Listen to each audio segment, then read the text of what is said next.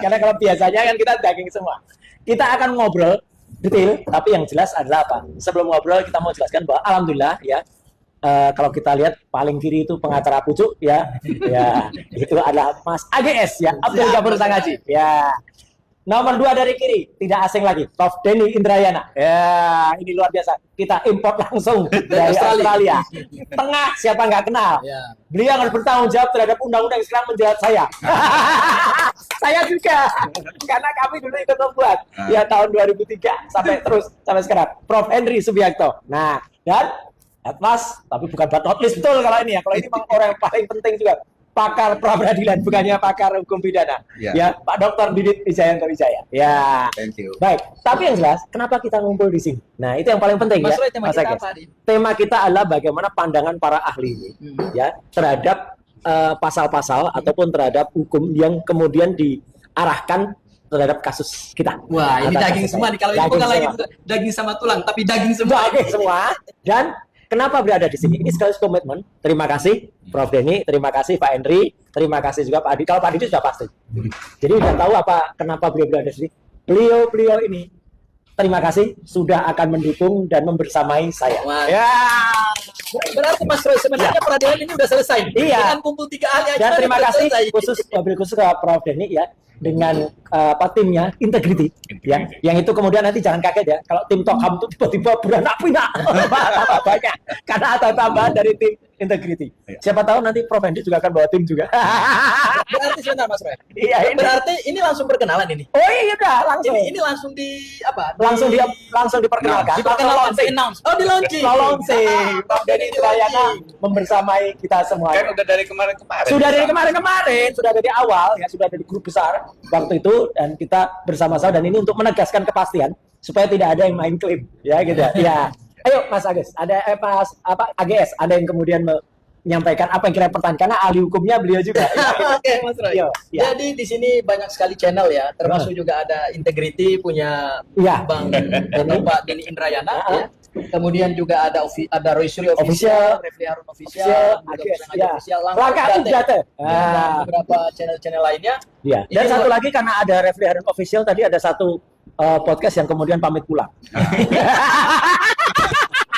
Buru-buru. Oke, Mas Roy, Ya. kita tidak mendahului persidangan. Ya. Tapi sebenarnya dengan kumpul 3 ahli ini, saya kira persidangan udah Oh, udah selesai. Mas selesai, Roy. udah. Kita tidak mendahului persidangan, tapi kita ingin memberikan edukasi kepada para Ya. pemirsa ya, Ya. terkait dengan apa yang sekarang sedang kita upayakan di Betul. Pengadilan Negeri Jakarta Ya. Selatan dan kemudian apa yang sedang terjadi di Pengadilan Negeri Jakarta Timur. Setuju. Ya. Setuju. Mungkin saya mulai dari Mana menariknya dulu? ya. Saya mulai dari Pak Didit dulu Ya, oke. terkait dengan permohonan pra peradilan di Pak Didit nih. Ya. Kalau Pak Didit lihat permohonan pra peradilan ini sebenarnya kami memanfaatkan secara tidak sah atau menyeludupkan hukumnya. Kalau hari ini Pak Didit itu Polda tidak mengakui bahwa penangkapan penahanan yang sudah dinyatakan tidak sah oleh pengadilan mereka Ngeyel lah. masih ngeyel gitu mengatakan bahwa enggak kok sesuai dengan kewenangan yang diberikan oleh KUHAP. Bagaimana Pak Didit melihat fungsi pra peradilan ini? Jadi begini. Kan tadi dia memaksakan pasal 173 Ya. KUHAP Ya. ya, di mana saya bilang itu adalah mempertegas, jangan lagi dimaknai di sana. Oke. Saya bilang. Itu kan Ya. khusus soal ganti rugi itu. Itu jadi kalau misalnya sudah ada salah tangkap, Ya. salah tahan, Hmm, bisa mengajukan ganti kerugian. betul. Nah, salah tahan ini adanya di mana? Di putusan pra peradilan. Ya. Sudah tegas. Hmm. Nah, kalau dia bilang apakah itu hanya mengacu pada undang-undang, Hmm. dia lupa kalau namanya putusan hakim, ada yang namanya sifatnya kepastian hukum. Yes. Karena sudah final and binding. Ya. Seperti putusan MK, Hmm. final and binding. Hmm. Itu menjadi aturan. Ya. Bedanya putusan hakim menjadi undang-undang bagi para pihak. Ya. Sedangkan MK sifatnya adalah erga omnes. Berlaku untuk Berlaku semua. untuk semuanya. Jadi di sana yang dia tidak pahami, dia memaksakan antara hukum dan undang-undang. Ya, ya. Saya bilang kita ini sarjana hukum, bukan sarjana undang-undang. Ya. Ya, harus dia pahami. Oke. Hukum itu lebih luas. Ya. Ya, Pak Didit gini, Ya. sebelum P21, Ya. bahkan jauh sebelum pelimpahan berkas perkara ke jaksa penuntut umum, Ya. kubu sebelah, kita sebut kubu sebelah lah ya, Ya. tidak perlu kita sebut merek, tapi semua orang udah tahu lah, kubu Ya, ya. sebelah selalu nantang Anda kenapa nggak pra peradilan? Anda kenapa nggak pra peradilan? Begitu kami udah pra peradilan sampai yang ketiga. Kok pra-peradilannya pra-peradilan terus Iya. gitu? Kok Kemudian pra-peradilan terus mereka gitu? kok seperti ini ya, kebakaran jenggot ya. Menurut Pak Didi, Walaupun memang dia langkah tetap pra peradilan punya kami Iya. tepat nggak secara hukum Pak Didi?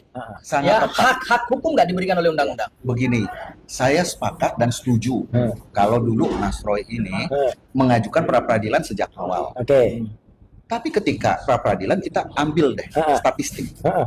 ya kan? Waduh, keberhasilannya kan nol Kan itu aja. Iya. Data empiris menunjukkan kalau orang nggak ditahan nggak mau. Iyalah. Yang ditahan aja belum tentu pra peradilan. Betul, apalagi nggak Apalagi nggak ditahan. ditahan, ntar dulu, ya kan? Jadi itu dasar. Ya. Saya kebetulan disertasinya mengenai pra peradilan. Soal ditahan ini Pak Didit itu Ya. kemudian berhubungan dengan potensial sangat ditahan karena di atas 5 tahun. Ya. Gitu loh, ada. Nah, itu terkait dengan pasal 32 dan 30. Nah, dan di sini ada ahlinya. ada ahli nih. Dan yang membuat undang-undang. Iya, makanya. Yang Prof. Henry, membuat naskah akademik. bentar, kita geser sedikit Ya, ya. ya, Prof. Henry, kira-kira 32 35 itu berbahaya nggak bagi saya?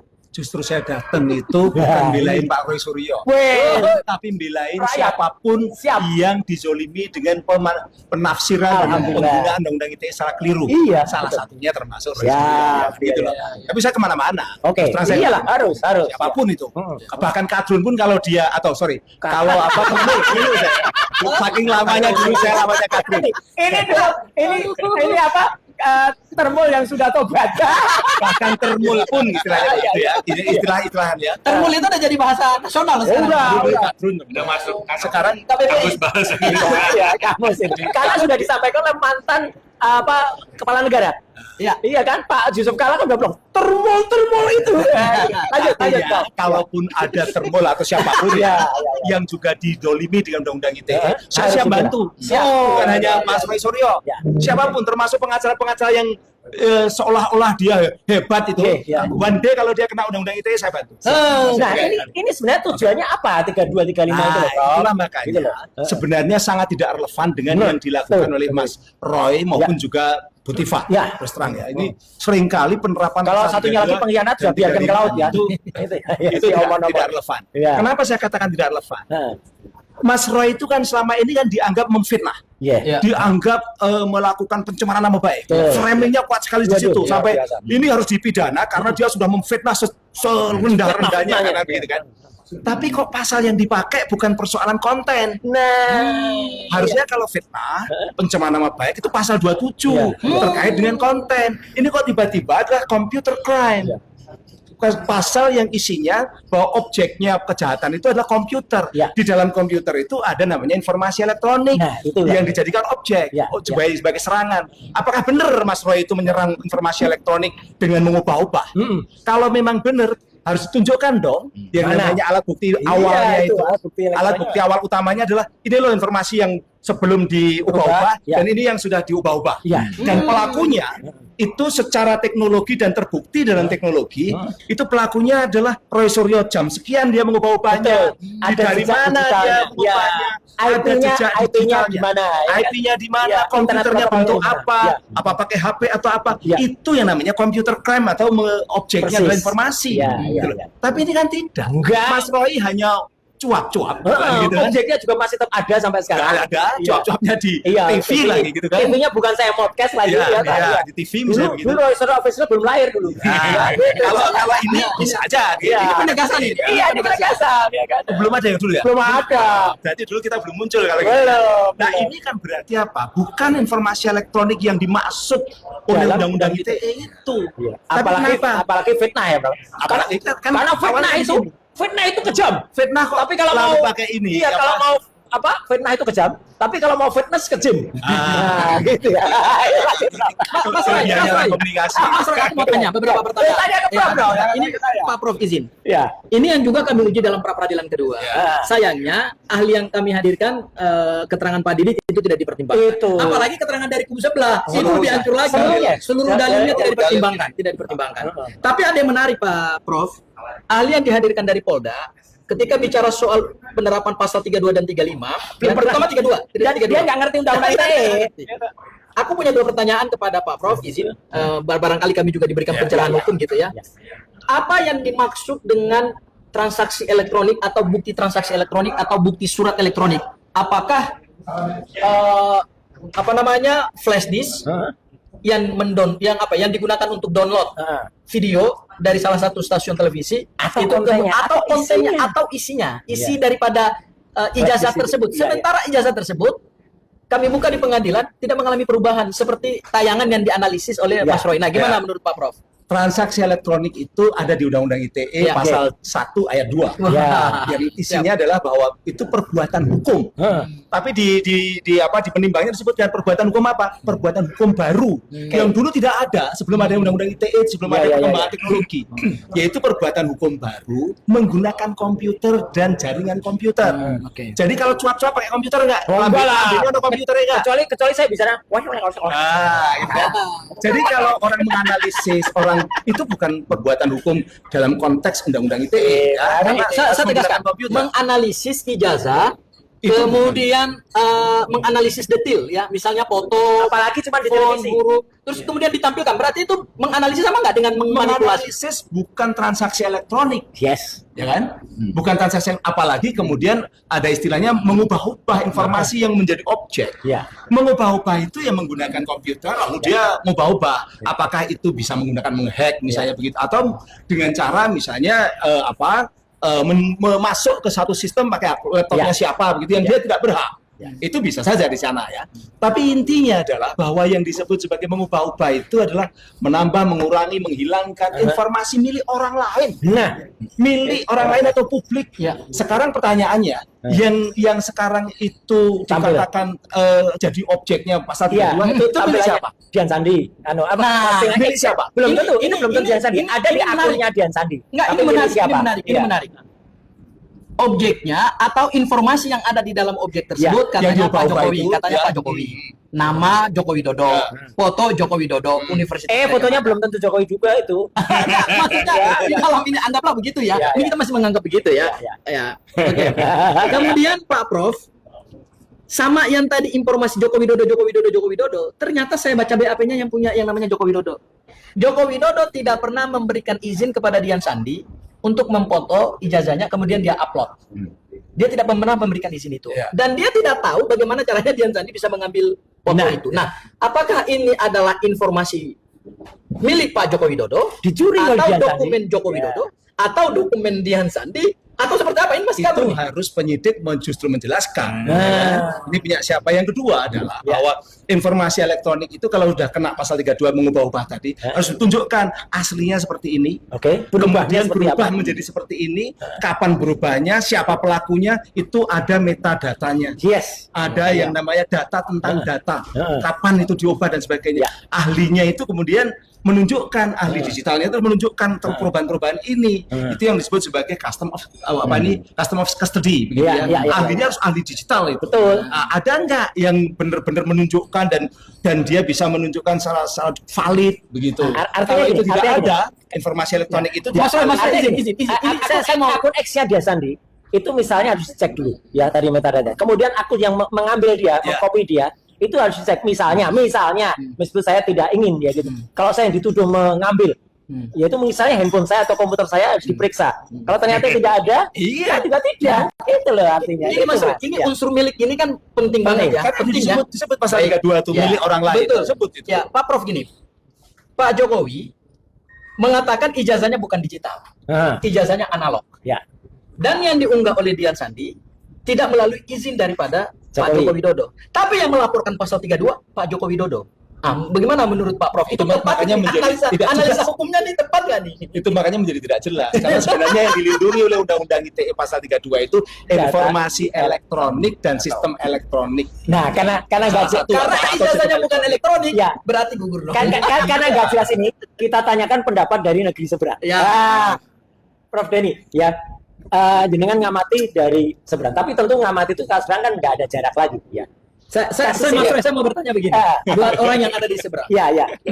Kalau ada perkara begini yang melibatkan mantan presiden, negara sebesar Australia misalnya, Ya. ya, itu nanggapinnya gimana kalau ada perdana menteri misalnya dipertanyakan ijazahnya, ya, atau atau gubernur dipertanyakan ijazahnya. Kalau negara seperti Australia yang sudah demokratis, sudah terbuka, sudah maju, itu pejabat tersebut menunjukkan ijazahnya atau muter-muter seperti apa ya? Atau bikin reuni-reuni. Atau bikin reuni-reunian. Bagaimana negara sebesar seperti Australia kalau hal yang seperti ini terjadi di Iya, silakan. Ada 3 yang saya ingat langsung ya. Pertama, di Australia nggak ada personel ijazah pasti. Ada perbuatan seorang anak. Oh itu lain lagi. Lain lagi. Yang katanya ke Australia bikin ijazah di sana, tapi ternyata dia cuma 6 bulan di sana. Nah, itu kasus lain. Itu kasus lain. Jadi tidak ada isu pejabat publik Australia yang saya dengar sejauh ini. Ya. Kemudian punya masalah terkait ijazahnya. Iya. Pertanyaan beliau ini sayangnya nggak ada jawabannya. Hanya ada di negeri Indonesia. Atau kalau kita mengandaikan, bagaimana negara sebesar Australia yang sistem demokrasinya sudah mapan dengan ini, kalau ada pejabat tersangkut begini, cukup tunjukkan saja atau bikin. Makanya, yang kedua itu Australia sendiri. Jadi saya membayangkan kalaupun ada tidak akan sesulit ini sebagaimana kalau kita lihat di Amerika. Karena kita sudah sering dengar nih komparasi Barack Obama. Langsung keluarin birth certificate-nya. Gitu. Yang ketiga yang saya ingat adalah ketika Pak Arsul Sani. Iya, Arsul Sani. Semua nonton, semua melihat Pak Arsul Sani kemudian menunjukkan ijazah S3-nya langsung bikin konferensi pers terbuka. Dan relatif selesai masalahnya, nggak ada isu lagi. Dan mantan menteri juga ada. Saya, meskipun ada orang cewek terus sampai dengan saya, tapi nggak usah dilain lah, buang ke laut aja lah. Ada beberapa teman yang kemudian memunculkan ijazahnya, Mas Dino. Betul. Jadi memang sangat disayangkan ya. Sedari awal Pak Jokowi tidak kemudian menunjukkan saja. Saya sudah berkali-kali juga bicara soal ini, bahwa kalau kita ingin tuntas, cara sederhana adalah tunjukkan. Dan disitulah terbukti kemudian kita dengan harus ada proses pembuktian pasti. Tapi dengan beliau tidak membuktikan ini ya sudah kita sering sampaikan ini terlalu berlarut-larut. Nah yang lain, Mas, perspektifnya adalah dari sisi politik hukum tata negara yang saya pelajari. Kalau pidana tadi sudah panjang lebar. Ini adalah cara-cara kekuasaan untuk melakukan intimidasi, untuk melakukan kriminalisasi, ya kan? Kalau dulu di zaman Orde Baru kita punya undang-undang anti subversi, yang kemudian pada saat reformasi itu yang kita kemudian hilangkan. Sekarang undang-undang ITE ini salah satu yang kemudian menjadi pintu masuk bagaimana orang dikriminalisasi. Hari-hari ini saya menulis surat kepada Pak Prabowo bahwa harusnya beliau mendengarkan kritik-kritik itu, dan biasanya kelompok-kelompok kritik itu tidak didengarkan. Ada 3 modus yang dilakukan. Pertama dibeli ini biasanya mungkin dikasih macam-macam lah ya kan, apakah berkilo emas atau dolar yang tadi berangkat rumah mana kita nggak tahu. Yang kedua dikriminalisasi. Jadi kemudian diancam dengan satu proses hukum supaya orang kemudian takut. Yang ketiga yang paling berbahaya, yang paling pengecut ketika kekuasaan menghabisi. Jadi dibeli, dikriminalisasi, dihabisi. Dihabisi ini yang paling sulit kemudian sekarang terbukti pelakunya negara biasa. Yang jadi korban misalnya Almarhum Munir. Novel Baswedan matanya, Andri Yunus matanya, dikriminalisasi dan dihabisi inilah. Jadi banyak sekali. Nah sekarang Mas Roy yang mencoba untuk menunjukkan sikap peduli kritisnya terhadap nasib negara, dikriminalisasi salah satu modusnya. Yang terbaru sebenarnya ada yang barusan dibela juga oleh Prof Henry, yaitu sahabat kita, podcaster kita, yaitu yang ada Babe Aldo. Nah itu ceritanya gimana itu, Prof? Sebelum kita akhiri kita ngobrol, karena mungkin beliau-beliau ini mau ada acara lain dan kita masih punya narasumber baru yang nanti luar biasa. Itu nanti. Ini memang betul kata Mas Denny bahwa sekarang ini undang-undang ITE banyak dipakai untuk membungkam. Jadi terjadi chilling effect. Orang membungkam mereka-mereka yang kritis, termasuk Anda itu objek yang juga harus dibungkam. Mungkin nanti kita juga bisa, bisa saja. Nah kebetulan kemarin yang terjadi ada si Rudy Kamri juga, ada kemudian siapa? Termasuk tokoh yang nanti akan kita bikin satu narasumber juga, gitu ya. Nanti ada nanti sesi tersendiri. Babe Aldo itu karena dia banyak mengkritisi masyarakat di masyarakat di Kalimantan Selatan. Ada yang tersinggung karena apa yang dia lakukan itu kiprahnya mengganggu mereka-mereka yang punya kekuasaan di sana lah. Nah akhirnya yang terjadi adalah menggunakan undang-undang ITE dia dikriminalisasi seolah-olah melanggar pasal 32 dan 35 juga. Sama juga pasalnya. Hanya gara-gara dia mengupload sebuah foto. Foto itu dia upload di TikTok-nya, TikTok pribadinya, yang dia tanyakan apa benar ini adalah orang di lapas dia. Karena memang ada orang yang sering datang ke lapas itu menjenguk kata keluarganya yang notabene terkait dengan narkoba, ini bandar narkoba. Tapi di balik itu sebenarnya problemanya adalah tadi kekritisan dia di masyarakat. Ya kita tahu loh Bapak ada itu kritis. Akhirnya yang terjadi sekarang ditahan. Siap. Ya. Itu. Ini sekaligus closing statement, Pak Didit. Pak Didit juga pasti punya pandangan tentang Babe Aldo, gitu ya. Apa yang kemudian bisa kita lakukan sebelum nanti saya minta Prof. Edi nutup, kemudian Pak Prof. Denny nutup, dan juga nanti terakhir Mas Agis menyampaikan konklusinya. Kalau sepintas saya lihat perkaranya, saya sudah melihat itu kelihatan sekali kental namanya rekayasa kriminalisasi. Kita harus bedakan. Kita juga ada rekayasanya kita. Jadi saya harus bedakan rekayasa kriminalisasi dengan kriminalisasi. Kriminalisasi itu sesuatu perbuatan yang bisa dikriminalkan. Tapi kalau rekayasa itu jahat sekali. Nah, jadi closing statement saya adalah sebenarnya kita punya banyak undang-undang. Termasuk undang-undang ITE. Undang-undang ini bagus. Saya menyitir dengan istilah das sein, das sollen. Apa yang harusnya dan apa yang terjadi.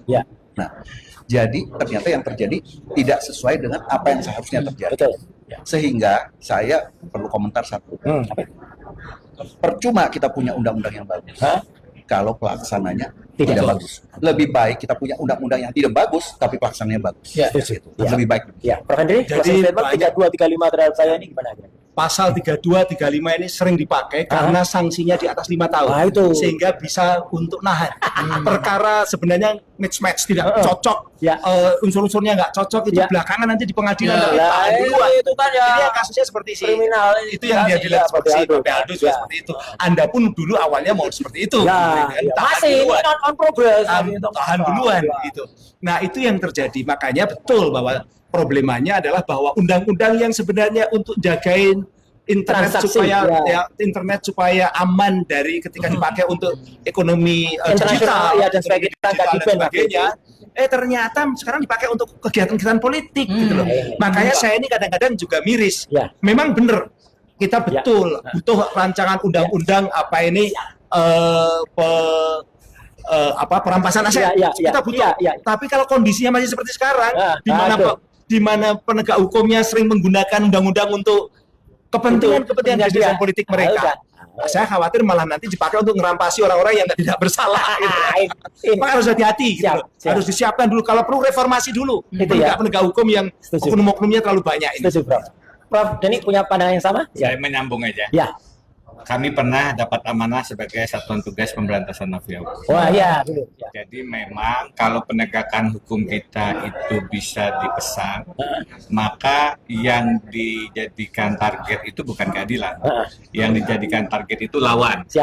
Sasaran gitu. Jadi memang harus kita hati-hati betul dengan penegakan hukum yang tujuannya politis, tidak lagi yuridis. Nah, saya pikir siapapun presidennya, pemberantasan mafia hukum itu menjadi salah satu agenda yang sangat serius ditegakkan. Salah satunya terakhir adalah kalau Pak Prabowo sekarang serius, maka pemberantasan mafia hukum salah satunya dia menguatkan kembali KPK sebenarnya.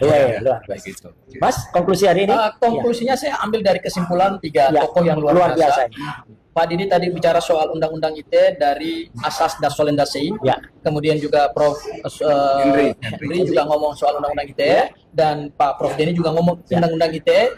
Satu kesimpulannya adalah undang-undang ITE ternyata adalah undang-undang subversi era reformasi. Yang sebenarnya undang-undang itu sudah kita tinggalkan. Harusnya ditinggalkan. Tapi dihidupkan dalam era reformasi. Ada eksternasi dalam undang-undang. Betul. Undang-undang subversi yang biasa dipakai oleh Pak Harto untuk membungkam lawan-lawan politik, untuk memenjarakan lawan-lawan politik pihak oposisi supaya kekuasaannya aman. Ternyata hari ini direinkarnasi. Terima kasih Pak Prof. Denny. Terima kasih Prof. Denny, Prof. Henry, Pak Dr. Didit. Itu luar biasa. Jadi satu lagi. Satu aja. Saya cuma mau nutup dengan adagium. Apa itu? Kita suka dengar fiat justitia quam caelum. Artinya meskipun besok langit runtuh, keadilan atau justice harus ditegakkan. Dan menegakkan itu. Nah, masalahnya susahnya begini, justice tidak akan selalu ditegakkan. Kenapa? Karena mereka tahu besok langit nggak mungkin runtuh. Tapi itu yang luar biasa. Tapi itu yang terjadi Jadi para aparat penegak hukum jangan lagi menggunakan undang-undang ITE itu untuk mengkriminalisasi orang. ya, dan apalagi mengingkari itu. Malu, bro. Malu, bro. Ya, gila, malu. Sampai jumpa di kesempatan yang Sampai lain. jumpa di kesempatan. Ini Tapi singkat Mas Roy, banget, sebentar. tapi sebentar, bagian Mas Roy. semua. Sebagai penutup, Ya. aku mau mengucapkan selamat atau apa ya? Kata-kata kepada Prof Denny. Welcome to the club. Ya, welcome to the club dan terima kasih juga untuk buat Prof Hendri Prof. atas kesediaannya. Nanti kami tunggu keterangan ahlinya di persidangan Ya, betul. supaya mengajari hakim dan mengajari Seperti, jasa gitu ya. ya. Dan untuk para termo, ya itu jelas ya. Beliau-beliau itu sekarang membersamai kami. Prof, Pak Didit, Ya, kami betul. akan terus memakai ilmunya Pak Didit Untuk pra-peradilan selanjutnya. Ya. termasuk juga di Pengadilan Negeri Jakarta Ya, Timur. betul. Ya, sekian terima kasih. Wassalamualaikum warahmatullahi wabarakatuh. Waalaikumsalam.